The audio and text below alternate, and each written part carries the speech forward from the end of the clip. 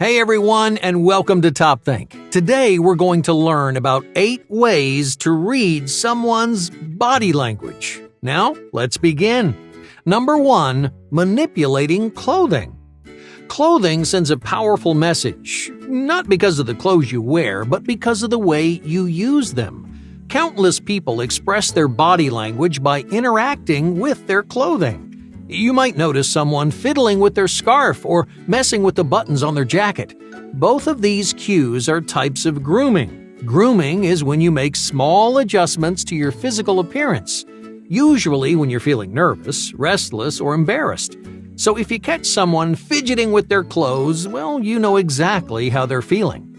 But grooming isn't the only way people manipulate their clothing. Many people use them as barriers. Yeah, they'll put their hands in their pockets or add on more items of clothing, like a jacket or a hat. These body language cues mean that they're putting up walls. They're using their clothing to shield their body and feel a sense of safety. If you notice these walls going up, then that means they're feeling uncomfortable, so give them a little more room to breathe. Number 2, supporting their body. Take a look around any room. Pay attention to people's posture and the way they support their bodies. You'll often find people slumped against a wall or a piece of furniture, but few people even realize how much leaning tells you about someone's emotional state. When you let your body slouch, your muscles relax, your spine slumps forward, your blood even circulates a little bit slower. In other words, you're letting yourself relax for a reason. And that reason is usually one of two things. Either you're really bored or you're really interested. So, how can you tell the difference? It's all about direction. If they're leaning forward on their elbow, supporting their head as you talk, well, it's safe to say that you've got their attention. But if they're falling back into the wall, arms crossed over their chest, well, they're probably just bored. Number 3. Proximity matters. Have you ever noticed how uncomfortable you feel when someone gets too close? Even if they're not actually touching you, it's all you can think about, because space is much more powerful than you realize. Edward T. Hall, a cultural anthropologist, was the first to recognize how important personal space can be. In his book, The Hidden Dimension, Hall explains that space carries many social and cultural meanings. It demonstrates closeness, it demonstrates trust, and different levels of physical intimacy. Space even helps us organize our relationships. Depending on how close someone is standing, they fall into different categories. They might be a partner, a friend, or a complete stranger. Either way, those categories help you make sense of your relationships, set boundaries, and be vulnerable with the right people. That's why space, or proximity as Edward Hall calls it, is such a powerful form of body language. It gets left off most people's lists because there aren't any gestures or expressions involved. But if you think about it, proximity actually involves the entire body. You have to station yourself somewhere in space, so you drift toward areas of comfort like a familiar face. By paying attention to proximity, you can uncover all kinds of emotions without saying a word. So, how does proximity actually work? Well, Edward Hall breaks it down like this. He separates space into 4 zones: public space, social space, personal space, and intimate space. So let's imagine you're standing in a busy room, like an airport or a department store. Now, draw a circle around yourself, leaving you at the very center. For now, let's give that circle a 25-foot radius. That's a pretty big circle, right? Well, this is your public zone. It's a free space where anyone can travel without making you feel threatened or uncomfortable.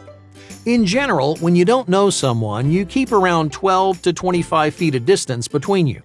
Now, below 12 feet is the social zone, a place for familiar faces. This is where you'll find acquaintances, classmates, and coworkers. People you know to some degree without being actual friends. The next step down, at 4 feet, is your personal space. This is where most people draw the line. Social and public spaces tend to get a bit mixed up. At the grocery store, for example, strangers will enter your social circle all the time, and there's nothing you can really do about it. But if they invade your personal space, things start to feel weird. Your personal space is reserved for your real friends, people you already know and trust. But there's still one more: intimate space. The only people allowed in this 1-foot circle are partners, family, and close friends. Because in a 1-foot circle, you're usually making physical contact. You've closed the space completely, which carries a whole lot of subconscious weight. So if you want to read someone's body language, pay attention to the space they keep. Where do they stand? How do they introduce themselves? When you talk, do they keep their distance? Or do they get in close and make physical contact? All these signals tell you what someone is feeling, what kind of person they are, and what they think about you. Number 4. Gesture clusters. When reading body language, you might search for one signal at a time. You watch their feet, and then their mouth, and then their eyes, and most of the time, you really don't discover much. That's because body language comes in clusters. People send out rapid-fire cues over a short period of time, and then they stop for a while. They'll get distant, they'll hold the same pose, or they'll keep their hands in their pockets, until suddenly they're sending out another jam-packed cluster of cues. So if you want to get an accurate read on someone, then you need to look out for these clusters, because each one gives you an important window into their mood and their personality. Number 5. Open palms. Everyone knows how expressive your hands can be, right? When it comes to nonverbal cues, your hands are far and away the loudest part of your body.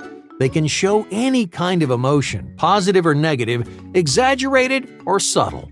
You throw them in the air after a big win, or you wave them around when you're excited. But your palms have a special meaning. Humans and many other animals use this part of their hand as sign of non-threatening behavior. In other words, if someone wanted to fight, you might back up, open your arms, and show your palms. That kind of body language instantly tells the other person that you don't want to play ball. Since open palms display vulnerability, we use them to judge people's characters or find out whether someone is telling the truth.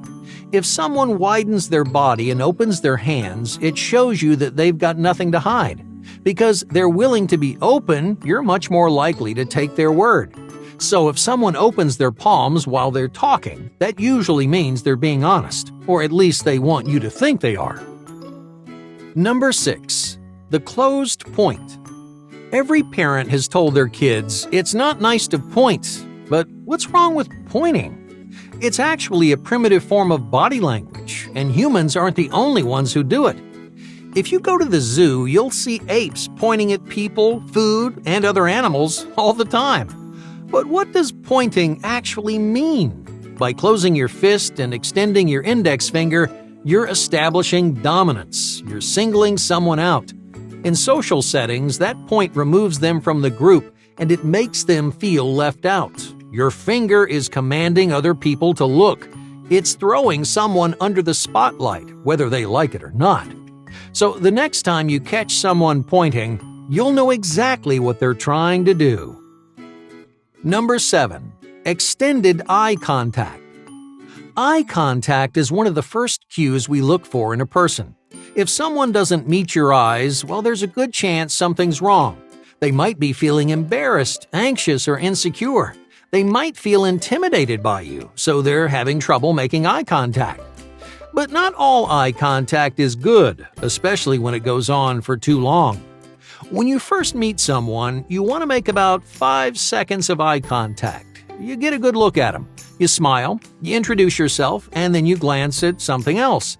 You should keep this process going throughout the conversation, because too much eye contact is going to make people uncomfortable.